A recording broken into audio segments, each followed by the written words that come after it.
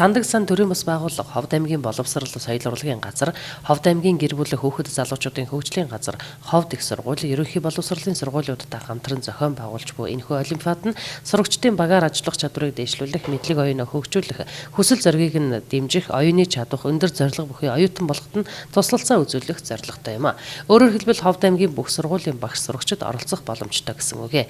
Өнгөрсөн жилээс эхлэн зохион байгуулагдсан оюуны их зорилго олимпиад нь 2 үе шаттай зохион байгуулагддаг бөгөөд энэ жилийн олимпиадын эхний шатыг 4-р сарын 21-ний өдөр Сумдад нь зохион байгуулжээ. Тэгвэл 1-р шатнаас шалгарсан шилдэгүүдэд 4-р сарын 28-ны өдөр 2-р шатанд оролцож математик, физик, сэтгэх чадвар, нийгмийн тухай мэдлэг, англи хэл гэсэн 5 хичээлээр өөрсдийн мэдлэг оюунаас орон өрсөлдөх гэж байна.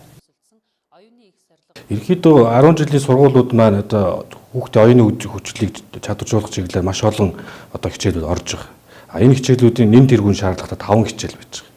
Математикийн хичээл, физикийн хичээл, нийгмийн тухай мэдлэг, мөн оюуны IQ хөгжүүлэх хичээл, нэг англи хичээл байж байгаа. Энэ 5 нэн шаардлагатай хичээлээр биднээс жил болгон одоо зохион байгуулж байгаа. Энэ жил 2 дахь жилдээ оюуны их зорилго олимпиадыг зохион байгуулж байгаа. Мөн энэ үеэр шилдэг санаа шинэ бүтээлийн уралдааныг давхар зохион байгуулж шалгаруулан улсын их хурлын гишүүн Бямбцогтын зүгээс дэмжлэг үзүүлэн хамтран ажиллахаар төлөвлөж байна. За энэ жилийн олимпиадын онцлог маань бас хүүхдүүд маань гэрийн даалгавар бас хийж байгаа.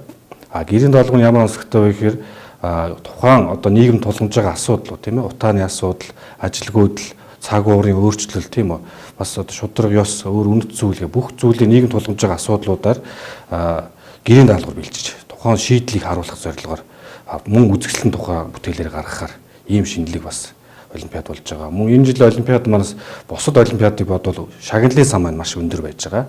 Нэгсэндээ Улаанбаатар хотод тэр одоо Баруун аймагуд ч ерөнхийдөө анх удаа одоо зохион байгуулагдаж байгаа онцлогтой байсан бол энэ жил 2 дахь удаага мөн зохион байгуулагдаад шагналын сан нь 10 сая төгрөгийн шагналын сантай байж байгаа. Өнгөрсөн жилийн олимпиадад Ховд аймгийн ерөнхий боловсролын 24 сургуулийн 120 гаруй багш сурагчид оролцсон байна.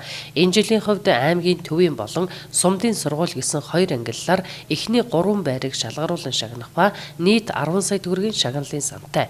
Энэхүү олимпиад нь 9-с 11-р ангийн сурагчдын мэдлэг өрсөлдөх чадварыг нэмэгдүүлсэн, багш нарын мэрэгжлийн ур чадварыг дээшлүүлсэн өндөр ач холбогдолтой олимпиад болдгоороо ихээхэн онцлогтой юм а.